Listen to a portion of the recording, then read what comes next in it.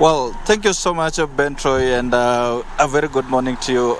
We are coming to you live from the lakeside city of Kisumu, like you've mentioned it. And what a wonderful conversation you are having right there in the studio. And of course, it is here on News Check that we have conversations that shape the policy making in the country. And let me just chip in with the conversations, or rather the views from Kisumu regarding yesterday's court ruling on the issue of the CAS appointment.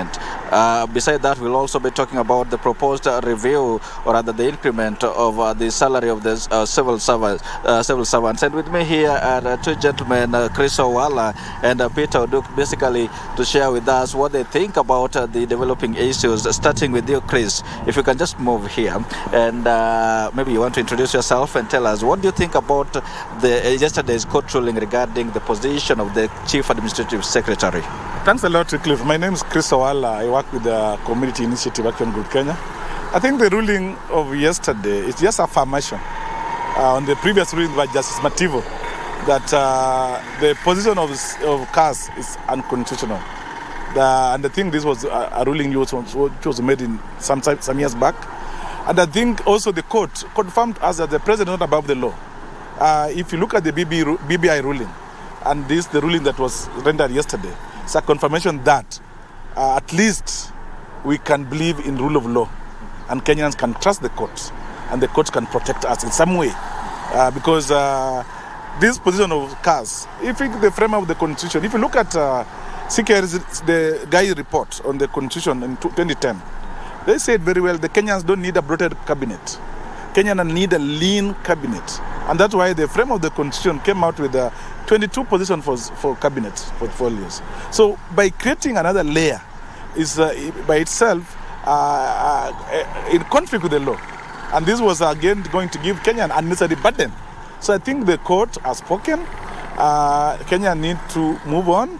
And I think the appeal of this case might not augur well for the government, because they're going to use public resources in this case. And again, this is a misuse of the resources. Although they have the constitutional right to appeal, but the appeal is ill-advised because they are going to spend public resources. And the Public Finance Management Act is clear. The prudent use of resources is a critical component that the state officers must protect. Yes. And they must also be seen to be protecting citizens' resources and use it as the law requires. Right. And if you look at initially, the president actually defended the appointment of the 50 Chief Administrative Secretary, saying that he has an elaborate agenda for the country. And to achieve that agenda, actually, he needs more hands on deck. Don't you think these people have, the Chief Administrative, the appointees actually have that right to move to the Court of Appeal and also reclaim, and in order to reclaim their positions back? You know, the agenda that the president wants to do, you cannot be done by political rejects. If you look at most of these people who are called that the 50 CS, some of them are people who are politicians. So he was just redeeming them in a way, but they are not in any way going to help improve services for the citizen. It's a way of reward. But again, the appeal is allowed in law, because we are a country that governed by rule of law. Even the president is in the office because of the rule of law. They went to Supreme Court. Supreme Court confirmed them that they'll be president. So it will only be good enough to allow them to appeal, but not to use public resources. We are not against the appeal, but we are saying if the appeal is to be done, can they use their resources? But again, this is a confirmation that the office of AG is not useful for the president, because the current AG was a speaker, has been an MP, and is an AG, the person who has been a magistrate. So he could have seen this. So I tend to think that Kenyans are our burden also with a lot of unnecessary taxes, and this creation of 50 more is an indication that the president was saying, tell Kenyans is above the law, utadu. But the court has spoken, told them, okay, hold on. This is what the law says. You can't. Article 10 of the Kenyan Constitution is clear. All this the Public Finance Management Act is clear, because you cannot create a position without a budget. So these also are not done. But I think now, as Kenyans, we need to say, Luta continue, let's move forward. But if they want to petition, the Kenyan also will continue them. Kenyan will support the petitioners that went to court. They will go up to the Supreme Court to make sure they don't get to the office.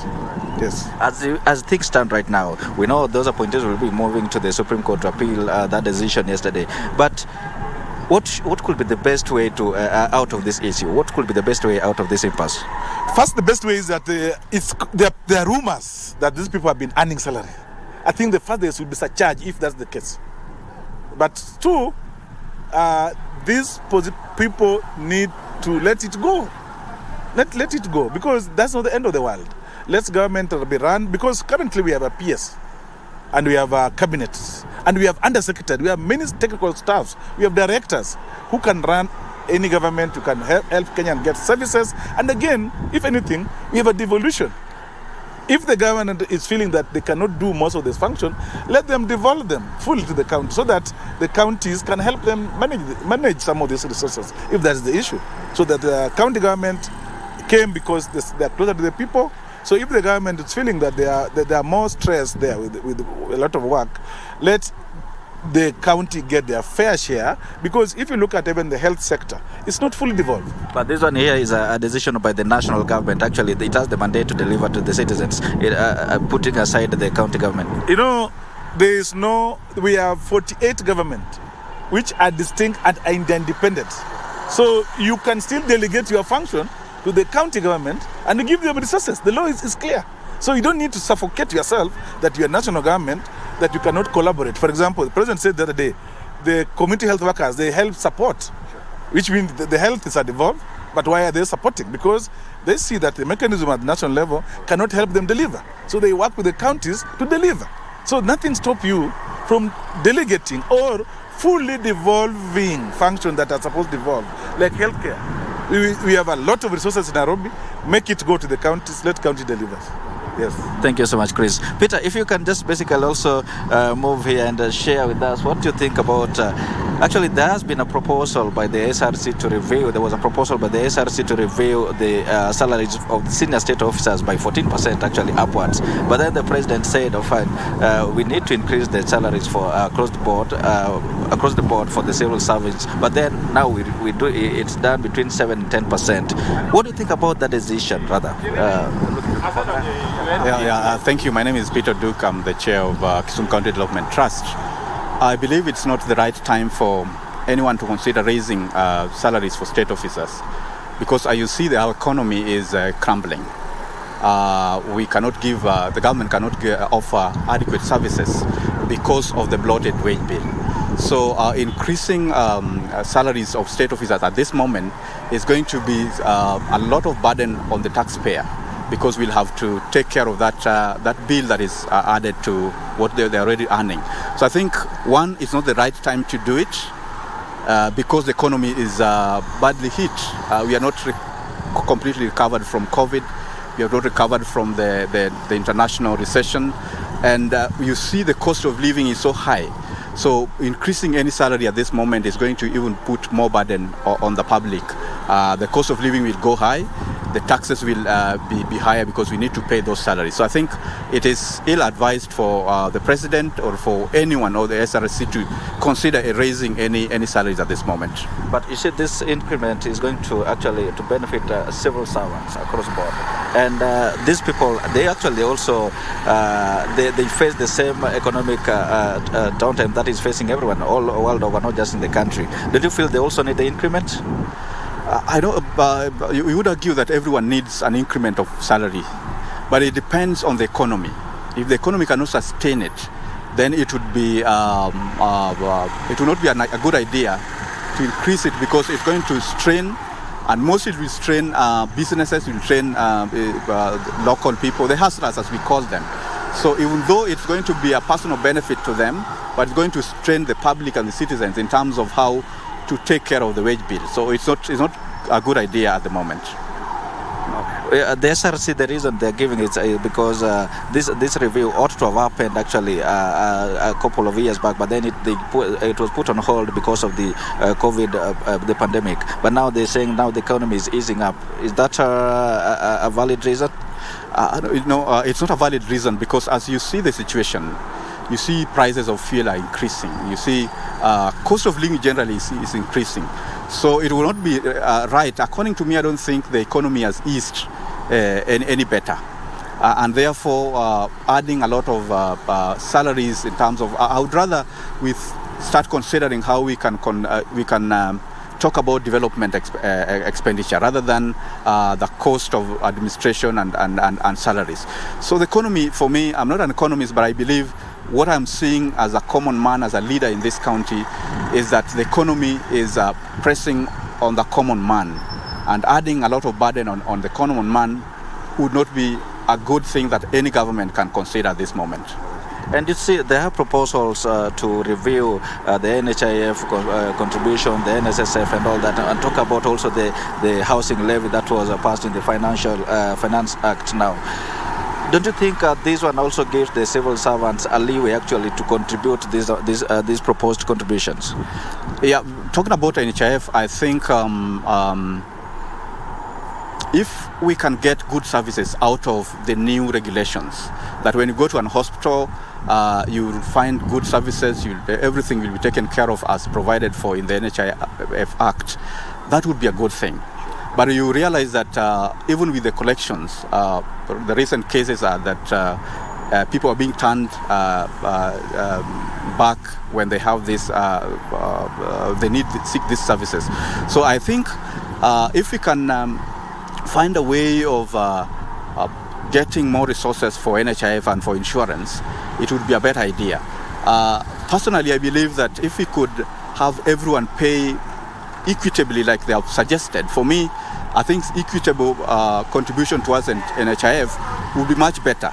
But the only portion I don't agree with is increasing contributions for voluntary or unemployed. I think they should leave it at the original cost, but equitable contributions in terms of the salaried people, I think that would be good enough so that we can get better services through NHI. But it also depends on the management of the funds. If it will be managed well, that will be good enough. But as we speak, that fund is not being properly managed. But then now the proposed increment of salary will help civil servants also to contribute to this kitty? That's a catch-22, as you see. The basic is that if you increase the salaries, you're putting a lot of burden on the taxpayer. I think for me that is the basis direction I want the country to take. That you do not increase salaries for a few people and put the burden for taking care of that salary on a few other individuals who are not even employed. You look at the rate of unemployment in Kenya, and the business people are getting very little because of the economy. So I think in terms of increasing salaries, my position, and this is what I have heard from many residents in this county, is that we need not go there. It's not the right time. Let's wait for the economy to properly improve, and let's create employment opportunities so that we can have more people in the tax bracket. When we add more people in the tax bracket, then the government can collect a lot of resources to undertake the development activities that they want to undertake. Thank you so much. Troy, that is Chris and Peter sharing with us their views regarding some contentious issues in the country. Actually, talk about the CAS ruling, the court ruling yesterday, and also the proposed increment of salary between 7 and 10% for civil servants. You've heard them mention that for the salary increment, they believe it is not the right time actually for that to happen. They opine that actually the SRC should put this on hold until the economy improves. That is in their view. And also for the CAS ruling, you've heard them mention that it is quite monumental and quite indicative that the judiciary is independent and can also pronounce itself on matters that are of benefit actually to the ordinary Kenyans. Well, this is a conversation that doesn't end here, Ben, Troy, but then I will hand it back to you in studio so that you can carry it on in studio. Back to you, Troy. Thank you, Wycliffe Okech from the lakeside city of Kisumu. There engaging two Kenyans in regards to what the CAS's ruling was by the three-judge bench yesterday, who declared the positions as unconstitutional.